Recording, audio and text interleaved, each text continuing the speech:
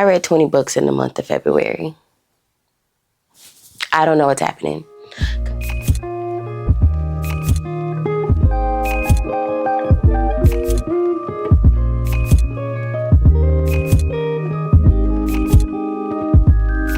What up, Search fam? Charleigh here. Welcome back to the channel. If you are new, my name is Charleigh. I'm out here curating and co-creating a cool ass life, and it's the end of the month, so it's time for us to talk about the books that I read. And look, y'all, I know I said that I was supposed to be reading more slowly this year. My book goal is only 80 books. I read 20 books in the month of February. I don't know what's happening, because I did do what I said I was going to do. And I theoretically was reading slower, I guess. I don't know. I don't know what happened. I don't know what happened, friends, but we're over 30 books in for the year already. And the first quarter isn't down. Now, y'all know how this goes already. We're going to talk about the physical books that I read over the month, and then we got the handy dandy iPad that has my story graph pulled up, and I'll tell you about the digital and audio books that I read over the month. Let's get started. All right. So this was a good month for physical books, and I'm proud of me. Go team.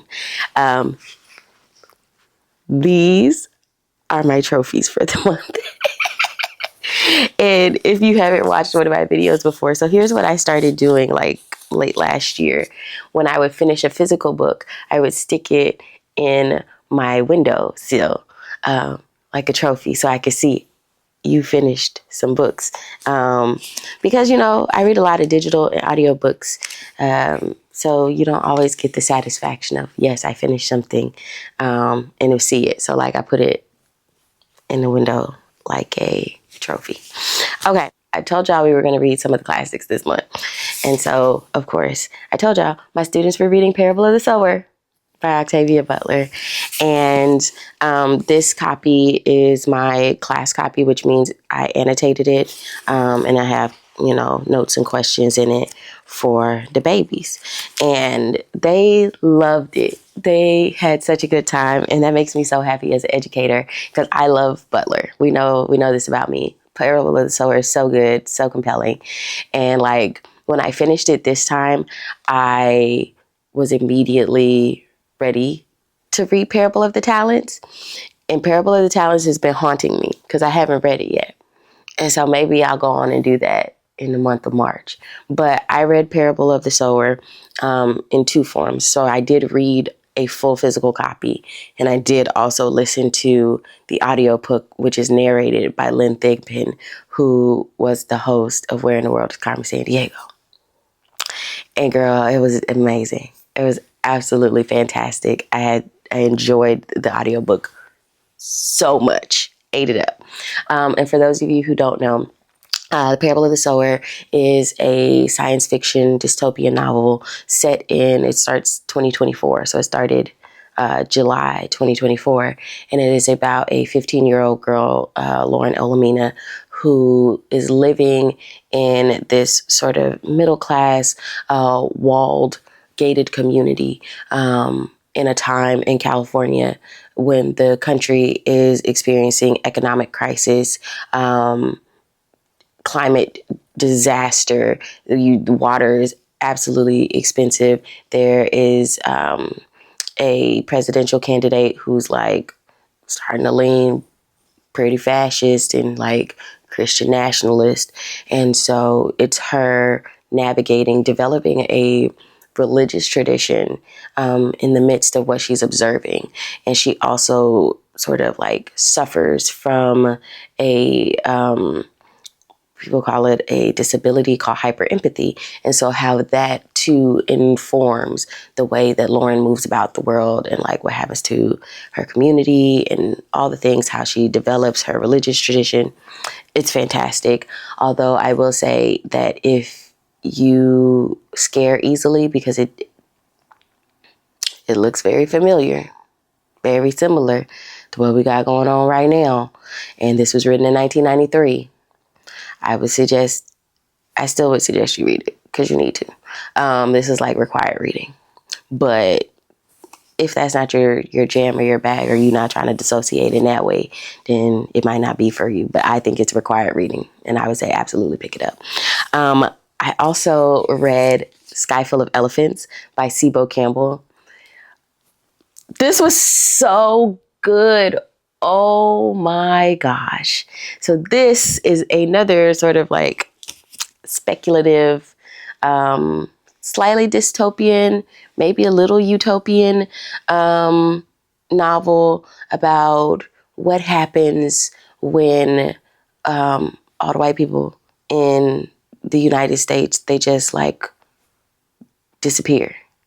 And what happens to the country after that. And it follows Charleigh, who was formerly imprisoned prior to what they call the event.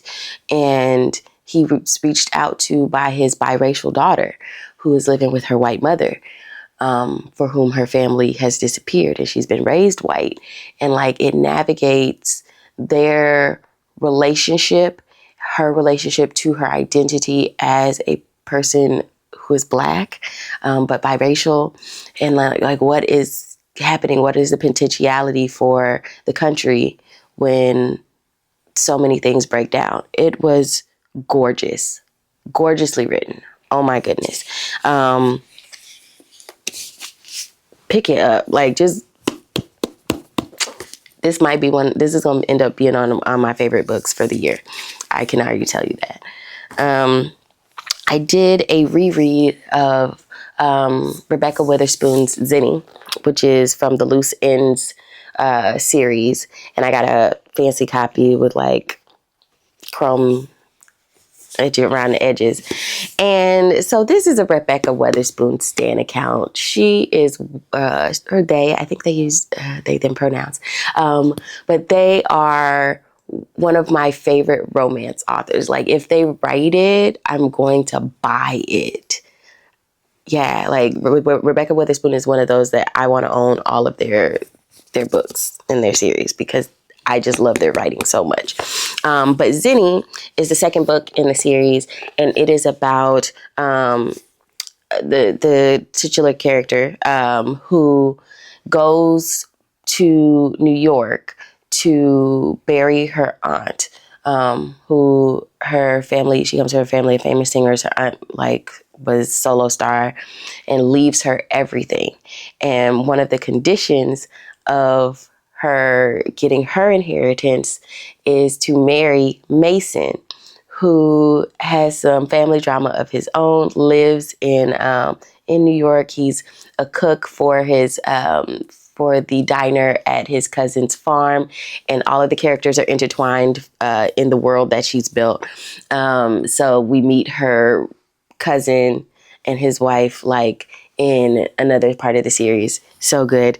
And so they get married for 30 days so that she can get her inheritance and he can get what her aunt left him.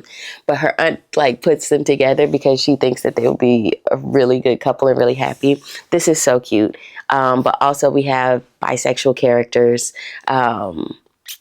both the FMC and the MMC, and it's just lovely. It's lovely. It's so good. Yes. If you just need a cute but spicy situation, Rebekah Weatherspoon, baby. I told y'all what we was finna do. So we read Their Eyes Were Watching God. And this is another one that I sort of like immersive read parts of it. I read it mostly on audiobook, which is narrated by Ruby D. So good. Ruby D is fantastic. But I also read parts of it out of my physical copy so that I could make notes and things like that. Because Zora Neale Hurston, man, like, and this is just such a good book. It's about 40-year-old Janie Crawford, who at the beginning returns to her hometown, well, not her hometown, where she was living when she was formerly married after the death of her third husband. And it sort of chronicles, her coming of age, her going from being a young wife to like being a little bit of a cougar, because she ends up with Tea Cake, who is like charming and young. He's 25, she's like 37, and like her figuring out what the experience of love is, what it looks like, and like where it doesn't live, and all of those things. And it's set in 1930s Florida, in and around Eatonville and the Everglades, which also this appeals to me because I am a Floridian and I grew up going to Eatonville every year for the Zora and Hurston Festival. So there's like a full-blown rite of passage. Excellent. Also require reading, but you know, everybody doesn't vibe with Hurston because, again, Hurston's writing during the Harlem Renaissance, and she writes in African American vernacular English for the time. So like very Southern remnants of, you know, enslaved dialect. So sometimes that is difficult for contemporary readers to read, which is why I would suggest maybe getting the audiobook with Ruby Dee, because she does a really good job of sort of vocalizing those things, so you have like it's easier to understand it when it's vocalized, I think. So again, we told you that we was going to do this. We did this time at Grandma's house. So I reread The Grim Reaper's Lawyer by me and Monique. This was one of my favorite books in 2023. It's so funny. It's absolutely hysterical. Joyce is a lawyer, hates her job, decides to quit her job. Her POS client gets convicted and shoots her. He kills her. And so she's dead in the middle of the courtroom, and the Grim Reaper, who's fine, is like, hey, you dead, and I need you to be my lawyer. And she's like, ah, ha, ha, ha, whatever, I ain't doing that. So this is Joyce and Aiden's both love story, but also what happens when she tries to defend him from, he's on trial for having broken the Reaper Code. And like, it's shenanigans, it's intrigue, so good. And like I told y'all, the end was such a cliffhanger that I was pissed. But this time I went right into reading The Missing Gods Lawyer, and it was good. It was just as good as the first. It was still funny. Joyce is hysterical, but now like she and Aiden are in different places in their lives, but also God came back, child, and God wants to destroy everything. But also, plot twist, I'm not going to tell y'all the plot twist because I don't want to ruin it for you. No spoilers. But there's a plot twist and you're going to be like, girl, what? That's wild. But it was so good. And it's funny and it's spicy and stan. The last book that I read physically that I finished, and this was kind of a reread for me because like I told you, I'm doing research, and I presented a paper in California this month. And so I was reading Freedom Dreams by Robin D.G. Kelley. And this is an academic text. So again, I'll be telling y'all like my academic books that I be reading, but also warn you that like it could be a little dense, it might not be your vibe. But this is considering like the This is considering the Black radical imagination and how that occurs in intellectuals, artists, and grassroots movement workers. So he talks about, Kelley talks about feminism, Black feminism, but also like surrealist artists and all this stuff. It's fantastic. It's beautiful. It's so thought-provoking. Like I said, this is not my first time reading it. It's like my third time reading it, especially in the last couple of years. And I just have found it super, not only helpful, like to generate my thoughts, but like how I potentially could move as a person who is dedicated to liberation. And so like, I'm thinking about, in my personal time, what it looks like, what my work is right now and how to do it. And so like, this gives me, a thought partner. And so I really enjoy it. All right. As far as digital books, I read quite a few like novellas and short stories. I did have one DNF, and that was Laid Bare. And I just couldn't finish it, y'all. It was like only 185 pages, and I got maybe a quarter of the way through it. And I'm just like, I can't.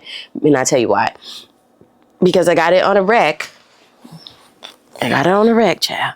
And, but for me, it's the sort of lack of consent, lack of honoring boundaries in the writing, and then the FMC being like, oh, I just don't like, because it's like a fated mate, reverse why choose sort of situation. And like the fact she's like, oh, I'm just so attracted, da da da da da, I can't, oh,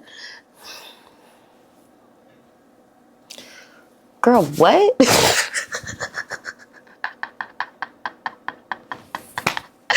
I just, that in the constant disregard of her boundaries, I couldn't do it. So I read Taste, a Vampire Quickie by Nicki Clark.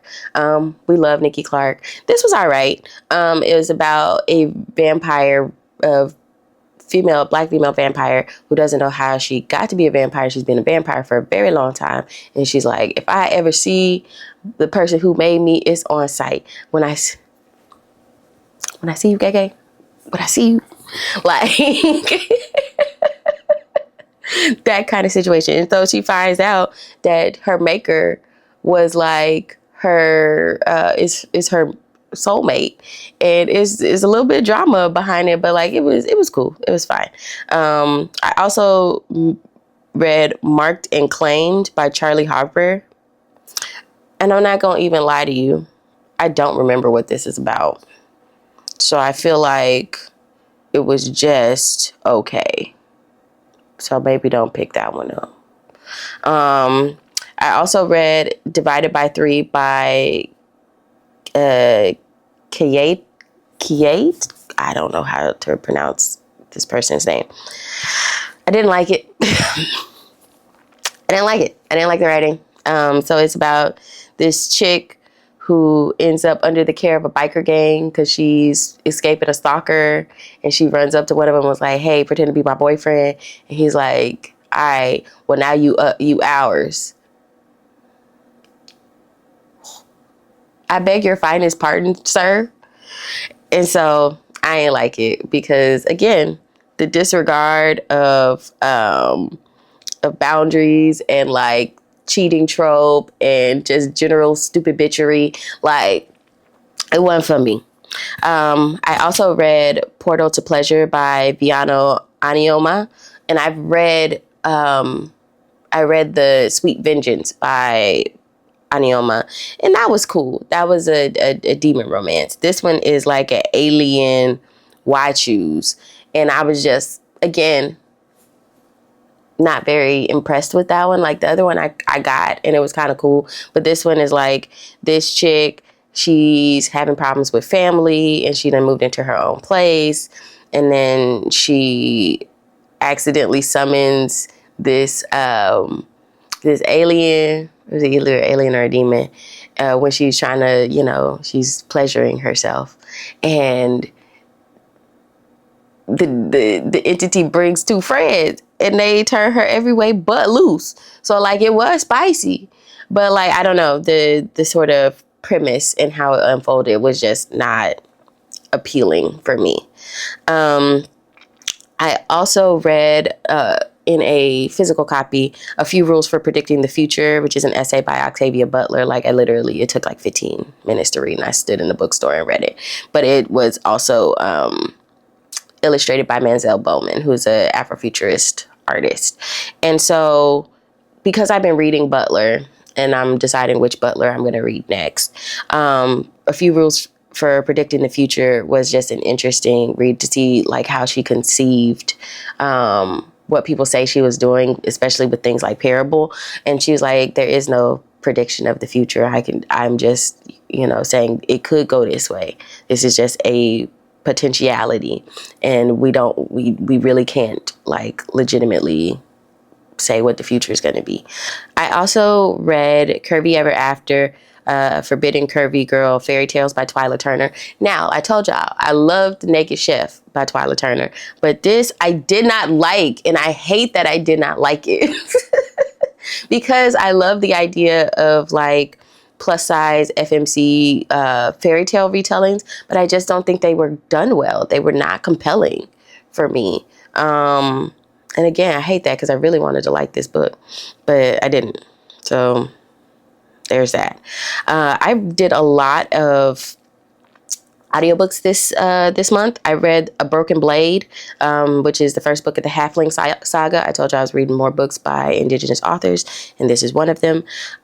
This is about like a land where there are fairies and elves, and the king is like trying to control magic in a certain way. And so like the king's guard are these women, and like they all have weapon monikers. And so the king's blade is like his first in command.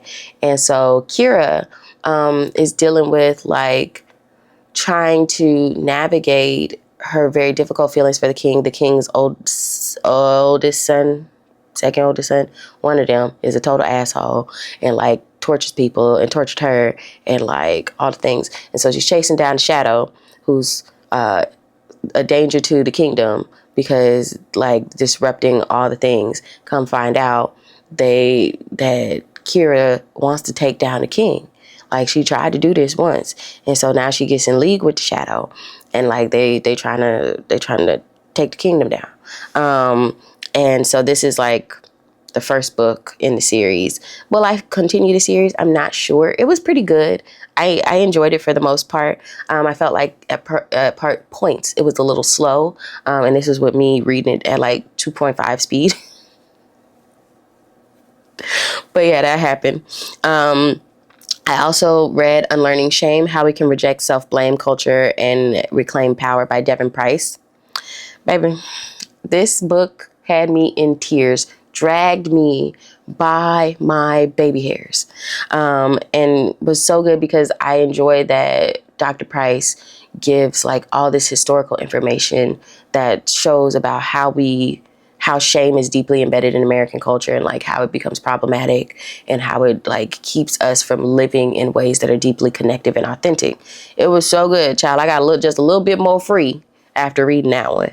I also read A Love Song for Ricki Wilde, which is on my bingo card. Like I read a couple books this month that are on my bingo cards. I got to mark them off. And it was everything. It was so lovely. Tia Williams, girl, that was a beautiful ass love story. And so A Love Song for Ricki Wilde, like it's marketed as like a little bit of magical realism. And it's about Ricki, who is like in her family's eyes a little bit of a fuck up. Like she doesn't want to go into the family business. She wants to do her own thing. She wants to make flowers. And so she ends up in New York and opens a flower shop, and then she randomly meets this stranger, and like he's kind of creepy because like he just shows up places, and she's like, who the hell are you? And turns out like Ezra, like they have a connection, and so it's sort of told in dual timelines, so you get a sense of who Ezra is alongside of like the developing and relationship with Ricki, as well as like Ezra trying not to fall in love with Ricki. Like it's so good, and there are so many different themes like forgiveness, family issues, like former like guilt over former lovers. It's I'm gonna own a physical copy because it was so good. I also read on audiobook The Princess Trap, which is a reread for me. I read The Princess Trap digital book maybe a few years ago. Enjoyed it very much. I think this was like my first Talia Hibbert book, and we love Talia Hibbert. Baby don't miss. And so I did the audiobook, and it's about Cherry, who works in HR at this private school, and she meets Reuben, who is a prince of a small Scandinavian country, and Reuben like has had scandals, and like he likes Cherry but gets her into some mess behind him, and he's like, okay, so I need you to pretend to be my fiance. You know I love a fake dating. I love fake dating. So this is their love story. I hated the narrator. I just, in my head, the narrator was not fit for this type of book. Okay. But here we are. But the book is very good. I also read, especially in like my commute to work and like cleaning and stuff, because it's so cold. So I'm not really getting my walks because it's cold as heck. And then I also got sick this month. So I was not walking and working out like I should be. But I read The Day That God Saw Me as Black by Danyelle Thomas. This too, I got a little bit freer reading this one. And it was so good. It was so well done. Just like a cultural critique of various portions of especially Black Christianity, Black church, and like how it sort of constrains especially Black women's lives in various ways. But she also talks about in terms of LGBTQIA, and it's because it's her journey through a more liberated Christian practice as a Black woman in a big body who was also part of the LGBTQIA community. She did her big one. And it's something that I guess because we are in the same generation, like it really resonated with me. Her life experiences are life experiences that I too have, as well as, you know, things that have happened in the world and in Black Christianity circles and stuff. I remember those things. And so like, yeah, deeply resonant. The last book that I did as an audiobook, and it's not on my Storygraph, and I don't know why I didn't put it on there yet, but I gotta do that, is Scythe and Sparrow by Brynne Weaver. That's the third book in the Ruinous Love series. Fionn.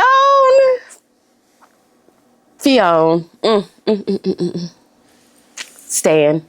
So this one follows the third Kane brother, the youngest Kane brother, Fionn, and Rose, who you meet in Leather and Lark. I love Rose. Rose is chaotic as hell. I enjoy that all three of the female main characters in this series are so chaotic.